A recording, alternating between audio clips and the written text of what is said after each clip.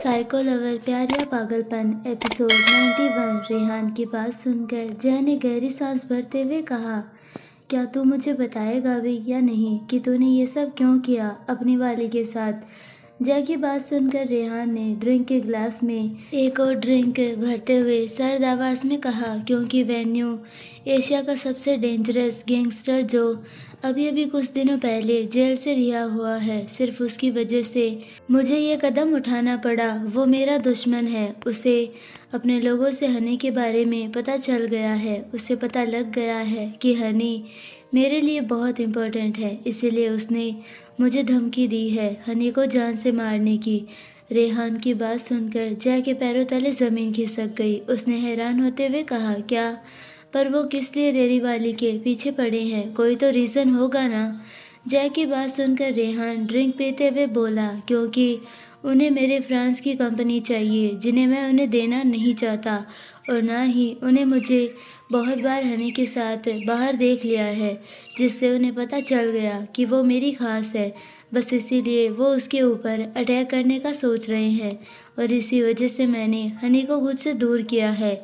वो अपने हॉस्टल में सेफ रहेगी और वो लोग वहाँ पर अटैक नहीं कर पाएंगे, क्योंकि पटेल यूनिवर्सिटी से लेकर उसके हॉस्टल का एरिया क्राउडेड है और ठीक सामने आईआईएम यूनिवर्सिटी है। फिर तो उसका वहाँ तक जाने का सवाल ही नहीं उठता। वो कभी उस तक नहीं पहुँच पाएंगे, क्योंकि मेरे गार्ड्स की फुल सिक्योरिटी है जो मेरी हनी के ऊपर दिन रात नज़र रखे हुए हैं, जिससे उसे कोई हाथ तक नहीं लगा सकता। और रही बात मेरी, मैं हर वक्त तो उसके पास नहीं रहूँगा जो उसे प्रोटेक्ट कर पाऊँ, इसलिए ये सब करना पड़ रहा है। वो लोग काफ़ी ख़तरनाक है।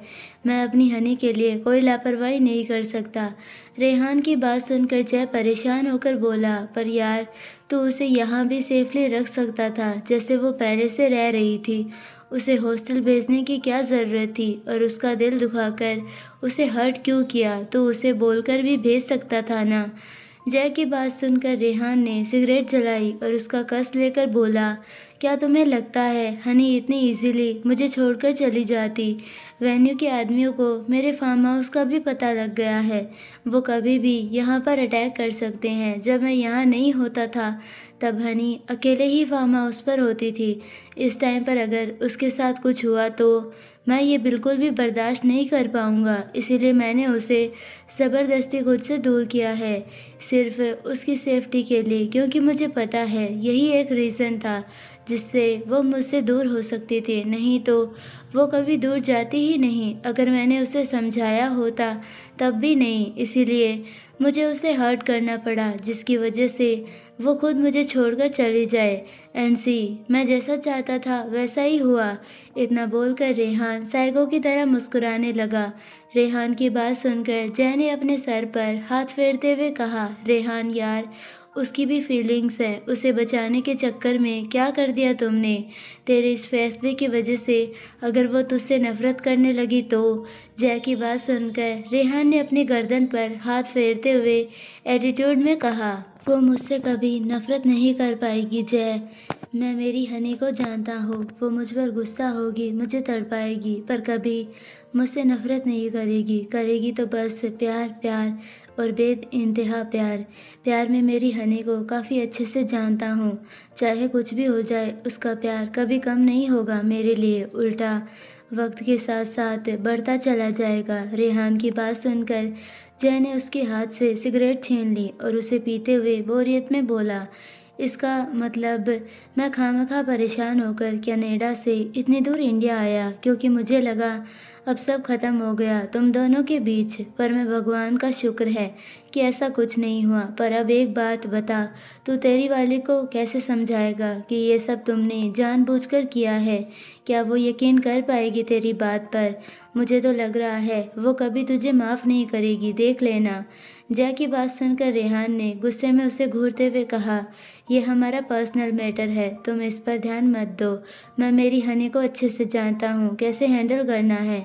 बस मुझे थोड़ा वक्त चाहिए, सही टाइम आते ही सब ठीक हो जाएगा। तब हनी हमेशा हमेशा के लिए मेरी हो जाएगी। रेहान की बात सुनकर जय मुस्कुराकर बोला, मैंने आज तक तेरे जैसा पागल आशिक नहीं देखा जो दीवाना है अपने प्यार के लिए इतना कि उसे पाने के लिए कुछ भी कर सकता है, उसे दूर भी भेज सकता है और उसे पास भी ला सकता है। लैन गर्ल्स हॉस्टल। इस वक्त रूही अपने रूम में रेडी हो रही थी।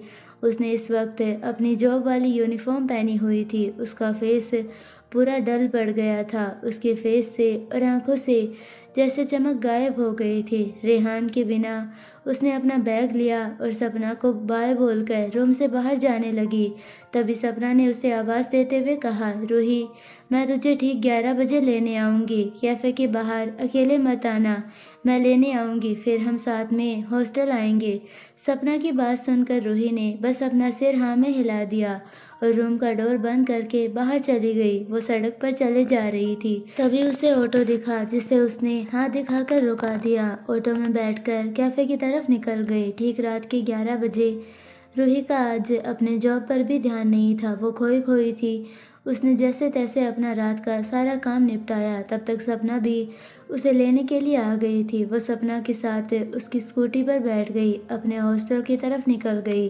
उनकी स्कूटी के ठीक पीछे एक ब्लैक कलर की कार थी जिसमें जय और रेहान बैठे हुए थे। सपना की स्कूटी हॉस्टल तक आई। रूही भी नीचे उतरकर सपना के साथ हॉस्टल के अंदर चली गई। रेहान ने भी अपनी कार एक साइड में रोक दी और जाती हुई रूही को देखने लगा। उसके हाथ स्टीयरिंग पर कस गए थे। वो रूही की फीलिंग को काफ़ी अच्छी तरह से फील कर पा रहा था कि उसकी इस वक्त क्या हालत हुई है। तभी जय ने रेहान के कंधे पर हाथ रखते हुए कहा, तू भी उसे बहुत मिस कर रहा है ना? मैं जानता हूँ तेरे लिए खुद के प्यार को खुद से दूर करना आसान नहीं था, फिर भी तुमने किया, जिसका खामियाजा दोनों को भुगतना पड़ रहा है। पर तू चिंता मत कर, वो दिन भी जल्दी आएगा जब तुम दोनों हमेशा हमेशा के लिए एक साथ होगे। जय की बात सुनकर रेहान ने जाती हुई रूही को देखते हुए तड़पती हुई आवाज़ में कहा, मैं भी उस दिन का बेसब्री से इंतज़ार कर रहा हूँ। जय, मैं जानता हूँ मेरी हनी मेरे बिना एक दिन भी नहीं रह सकती और ना ही मैं अपनी हनी के बिना। हम दोनों एक दूसरे के बिना अधूरे हैं। मैं ये भी जानता हूँ इस वक्त मेरी हनी अपने छोटे दिमाग में सोच रही होगी कि मैं उसे प्यार नहीं करता। मैंने ये क्यों कहा, वो क्यों कहा, ये क्यों किया, ऐसा क्यों किया। मेरा बच्चा बहुत परेशान होगा। पर अब मैं उसे ये बता भी नहीं सकता कि मैंने जो भी उसे कहा वो सब झूठ है। मैंने उसे कोई धोखा नहीं दिया। मैं मेरी हनी से बेइंतहा प्यार करता हूँ, खुद से भी ज़्यादा। जो भी मैंने किया है मजबूरी में किया है। इतना बोलकर रेहान ने अपनी आंखें रूही से फेर ली और कार स्टार्ट करके आगे बढ़ा दी, क्योंकि वो और टाइम तक रूही को नहीं देख सकता था। अगर वो देखता तो वो कार से बाहर निकल जाता अपनी हनी को देखने के लिए। इसीलिए उसने कार को स्टार्ट करके आगे बढ़ा दिया। कार के जाते ही रूही ने पीछे पलटकर सुनसान सड़क को देखा और अपने दिल पर हाथ रखते हुए अपने मन में बोली, ऐसा क्यों महसूस हुआ कि आप अभी अभी यहीं थे और हमें देख रहे थे, पर यहाँ कोई नहीं है। शायद हमारा वहम होगा। इतना बोलकर रूही सपना के साथ अपने हॉस्टल के अंदर चली गई। इधर रेहान भी जय को लेकर मॉन्स्टर वेला की तरफ चला गया। जय रेहान का बचपन का दोस्त है जो कनाडा से आया है। उसकी और रेहान की दोस्ती बचपन से काफ़ी गहरी थी। दोनों एक दूसरे के ऊपर बहुत ट्रस्ट करते थे, खुद से भी ज़्यादा। मॉन्स्टर वेला जैसे ही रेहान और जय पहुँचे, आदि भागकर आया और जय से गले लगते हुए बोला, जय ब्रो, आप कनाडा से कब आए? आदि की बात सुनकर जय ने आदि को गले लगाते हुए कहा, अरे बस 4 घंटे हुए हैं मुझे आए। ये बताओ तुम कैसे हो? जय की बात सुनकर आदि मुस्कुराकर बोला, मैं तो बहुत बढ़िया हूँ। आइए ना अंदर, मॉम से मिलिए, वो तो आपको देखकर बहुत खुश होगी। इतना बोलकर आदि जय को अपने साथ वेला के अंदर लेकर आया। इस वक्त डिनर टाइम था तो रुद्र आरोही पहले ही डाइनिंग टेबल पर बैठकर डिनर कर रहे थे। जय को देखकर ही आरोही चेयर से खड़ी होते हुए बोली, अरे जय, तुम कब आए? आओ हमारे साथ खाना खा लो। इतना बोलकर आरोही ने जय को गले लगा लिया। जय ने आरोही के पैरों को छूते हुए कहा, आप कैसी हैं आंटी? जय की बात सुनकर आरोही बोली, मैं बहुत बढ़िया हूँ। चलो पहले खाना खा लो, फिर हम सब बैठकर बातें करेंगे। इतना बोलकर आरोही ने जय को चेयर पर बैठाया और रेहान से बोली, आओ रेहान तुम भी बैठो, आज तुम्हारा फेवरेट खाना बना है। आरोही की बात सुनकर रेहान ने मना करते हुए कहा, नहीं मॉम, मुझे भूख नहीं है, आप लोग खाइए। इतना बोलकर रेहान अपने रूम की तरफ चला गया। रेहान को ऐसे जाते हुए देखकर आरोही को काफ़ी बुरा लगा। रुद्र बस अपनी गहरी नज़रों से अपने बेटे को जाते हुए देख रहा था। रेहान अपने रूम में आया। उसने अपना ब्लेज़र निकालकर सोफे पर फेंका और अपने हाथ की स्लीव्स फोल्ड करके अपना लैपटॉप ओपन किया। लैपटॉप ओपन होते ही उसके लैपटॉप में रूही के हॉस्टल के रूम की फुटेज ऑन हुई, जिसमें वो इस वक्त बेड पर लेटी हुई थी। सपना इस वक्त किसी के साथ फ़ोन पर बात कर रही थी। रेहान ने रूही के फेस पर जूम किया, तब जाकर उसे रूही का फेस ठीक से दिखाई देने लगा। रूही इस वक्त लेटे लेटे रो रही थी। उसकी आंखें, नाक, गाल रोने की वजह से लाल हो गए थे, जिसे वो रगड़ रगड़ कर साफ कर रही थी, जिसकी वजह से उसकी स्किन खून की तरह लाल हो गई थी। रेहान ने अपने लैपटॉप स्क्रीन पर अपनी उंगलियां फेरते हुए कहा, मुझे माफ़ कर दो हनी, ये सब मेरी वजह से हो रहा है। मैं तुम्हें हर्ट नहीं करना चाहता था, पर अगर मैं ये नहीं करता तो मैं जो नहीं चाहता था वो हो जाता, जो मैं बिल्कुल भी नहीं चाहता तुम्हारे साथ हो। इसीलिए तुमसे फ़ोन कॉल पर कांटेक्ट भी नहीं कर सकता, ना ही तुम्हारी आवाज़ सुन सकता हूँ। इतना बोलकर रेहान एकटक अपने लैपटॉप की स्क्रीन को घूरने लगा, जब तक रूही रोते रोते सो नहीं जाती। 5 महीने बाद फार्म हाउस। रेहान इस वक्त अपने ड्रेसिंग मिरर के सामने रेडी हो रहा था। उसने इस वक्त white shirt with black blazer suit पहना हुआ था, जो उसकी कसी हुई बॉडी पर काफ़ी परफेक्ट दिख रहा था। उसके ऊपर के शर्ट के 3 बटन खुले थे, जिससे उसकी मस्कुलर चेस्ट उभर कर दिख रही थी। हाथ में महंगी वॉच, पैरों में लेदर के जूते, वो काफ़ी अट्रैक्टिव और हैंडसम दिख रहा था। रेहान ने अपनी आंखों पर शेड्स लगाए और रूम से बाहर जाने लगा। तभी उसका फ़ोन बजा, जिससे रेहान ने ब्लेज़र से निकाल कर उठाया और अपने कान पर लगा दिया। तभी दूसरी तरफ से उसे वेद की आवाज़ सुनाई दी, बॉस, सुबह से मैम का कोई कांटेक्ट नहीं हो पा रहा है।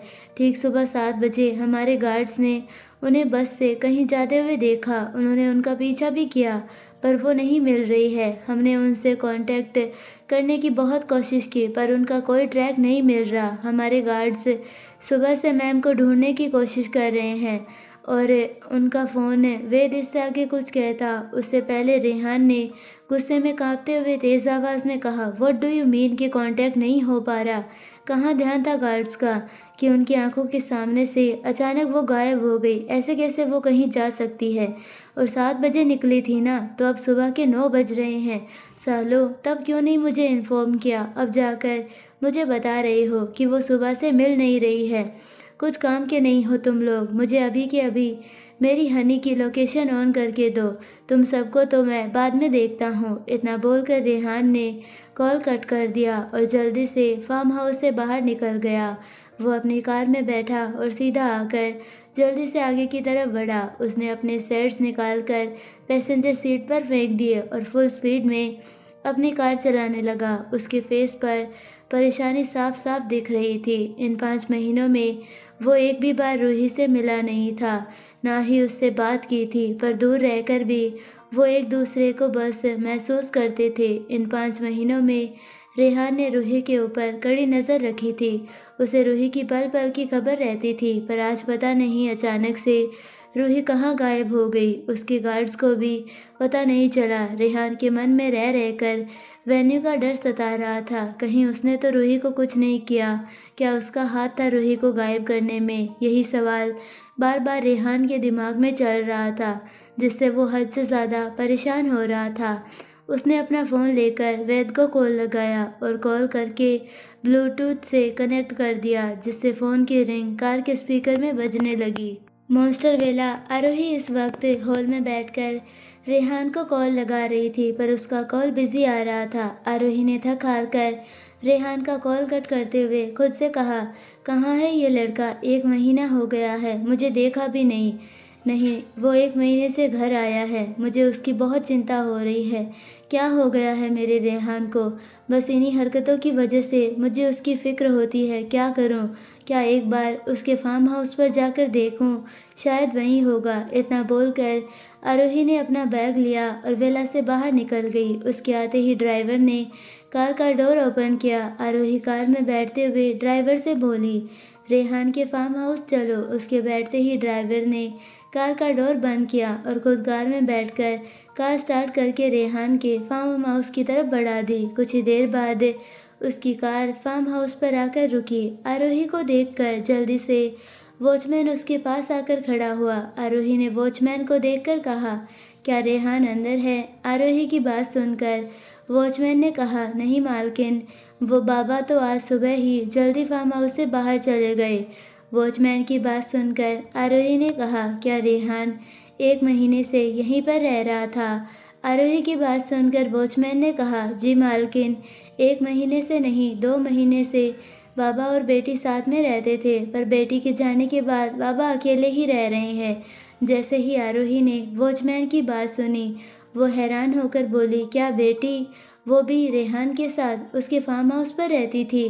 कहाँ है वो अभी? आरोही की बात सुनकर वॉचमैन ने कहा, वो बेटी को यहाँ से गए हुए 5 महीने हो गए हैं मालकिन।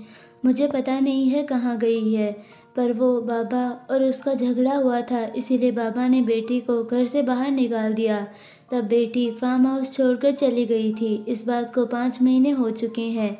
वॉचमैन की बात सुनकर जैसे ही आरोही को झटका लग गया था, उसने अपने हाथ आगे बढ़ाते हुए वॉचमैन से कहा, जल्दी से फार्म हाउस की डबल चाबी दो। आरोही की बात सुनकर वॉचमैन ने जल्दी से उसे अपनी जेब से फार्म हाउस की डबल चाबी निकाल कर दी, जो हमेशा वॉचमैन के पास ही रहती है। आरोही जल्दी से चाबी लेकर फार्म हाउस का मेन डोर ओपन करने लगी। मेन डोर खोलकर वो फार्म हाउस के अंदर चली गई। जब रेहान ने ये फार्म हाउस खरीदा था, तब पहली बार आरोही यहाँ आई थी। फिर उसके बाद आरोही यहाँ कभी नहीं आई, क्योंकि रेहान यहाँ कभी कभार ही आता था, क्योंकि वो हमेशा फ्रांस में ही रहता था। इसीलिए कभी आरोही को मौका ही नहीं मिला यहाँ आने का। आरोही को फार्म हाउस का कोना कोना पता था, इसीलिए वो सीधा सीढ़ियों से चढ़कर रेहान के रूम की तरफ चली गई। उसने रेहान के रूम के डोर को ओपन किया और रूम के अंदर चली गई। जैसे ही वो रूम में आई, उसकी आंखें हैरानी के साथ बड़ी हो गई। उसने अपने मुंह पर हाथ लगाया और शौक होकर रेहान के पूरे रूम को देखने लगी। रेहान के रूम में वॉल के हर एक कोने में रूही और उसकी फ़ोटो फ्रेम लगाई हुई थी। जब रूही ये रूम छोड़कर चली गई थी, तब रेहान ने उसकी यादों में ये सारे फ़ोटो फ्रेम करके रूम की वॉल पर लगा दिए थे, जिनमें वो रूही को किस कर रहा था। कुछ कुछ फ़ोटो में उसने रूही को गोद में उठाया था, कुछ कुछ रूही की सिंगल फ़ोटोज़ थी जो काफ़ी खूबसूरत थी। फ़ोटो फ्रेम को देखकर आरोही एक फ़ोटो फ्रेम के सामने खड़ी हुई, जो रूही और रेहान की ब्लैक एंड वाइट फ़ोटो थी, जिसमें वो दोनों ही हंस रहे थे। आरोही ने उस फ़ोटो फ्रेम पर हाथ फेरते हुए कहा, तो तुम हो रूही, जिससे मेरा बेटा पागलों की तरह प्यार करता है। कितना खुश लग रहा है वो फ़ोटो में तुम्हारे साथ। आज तक मैंने उसे इतना स्माइल करते हुए कभी नहीं देखा। मैं मेरे बेटे से बहुत नाराज़ हूँ कि उसने हमसे इतनी बड़ी बात छुपाई कि उसकी लाइफ में इतनी प्यारी लड़की है जिससे वो इतना प्यार करता है। पर चिंता मत करो,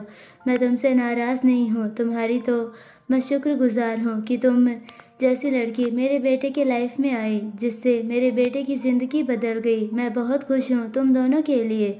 मुझे कभी नहीं लगा था कि मेरे बेटे की लाइफ में तुम्हारी जैसी और इतनी खूबसूरत और प्यारी लड़की आएगी, जो मेरे बेटे को पूरी तरह बदल देगी। बस अब जल्दी से जहाँ भी गई हो, जल्दी से वापस आ जाओ। मैं मेरे बेटे को और दुखी नहीं देख सकती। तुम्हारे बिना वो काफ़ी उदास रहता है। मैंने देखा है उसकी आंखों में खालीपन, बेबस अकेलापन, जो सिर्फ तुम्हारे आने से मिट सकता है। इतना बोलकर आरोही मुस्कुराई और रेहान के रूम को एक नज़र देखकर रूम से बाहर निकल गई। जो उसे पता लगाना था उसने लगा लिया। वो बस रूही को देखना चाहती थी कि वो कैसी दिखती है, कौन है, और आज उसने देख भी लिया। यही खुशी समेटकर वो फार्म हाउस से बाहर आकर अपनी कार में बैठकर विला की तरफ चली गई।